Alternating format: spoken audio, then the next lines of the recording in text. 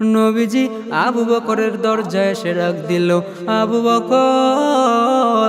বলার সাথে সাথে দরজাটা খুলে গেল। নবী ডাক দিয়া বলে, আবু বকর আপনি কি ঘুমান নাই?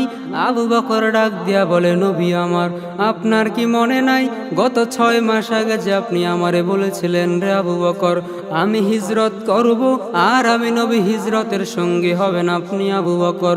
আল্লাহর কসম করিয়া বলি, আল্লাহর কসম, ওই দিনের পর থেকে আমি আবু বকর একটা মুহূর্তের জন্য বিছানাতে পিঠ লাগাই নাই। শুধু আমি একা পিঠ লাগাই নাই তা নয়, ও নবী তাকায়া দেখেন আমার বাসার উটগুলো প্রতিদিন দরজার দিকে তাকায়া থাকে আর মনে মনে বলে, নবী কখন আসবেন? আমার পিঠে চড়িয়া নবী মদিনার উদ্দেশ্যে রওনা দিবেন। আমি আবু বকর ঘুমাই নাই, উটগুলো ঘুমায় নাই তা নয়, ও নবী বাসার মধ্যে চলেন।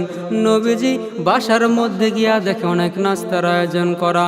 নবী ডাক দিয়া বলে, রে আবু বকর, এত অল্প সময়ে এত নাস্তার আয়োজন কেমনে সম্ভব? আবু বকর ডাক দিয়া বলে, নবী আমার ছোট্ট মেয়ে আসমা প্রতিদিন নাস্তা বানাইয়া বানাইয়া অপেক্ষা করে আর আমাকে ডাক দিয়া বলে, আব্বু নবী কখন আসবেন? আমার বানানো নাস্তাগুলো নবীকে দিব, নবী হিজরতের রাত্রিতে খাবেন।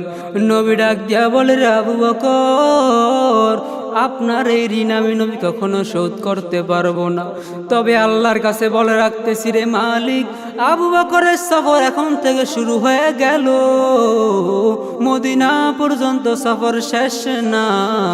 আবু বকরের সাথে আমার সফর শেষ হবে জান্নাতের মেহমান খানায়।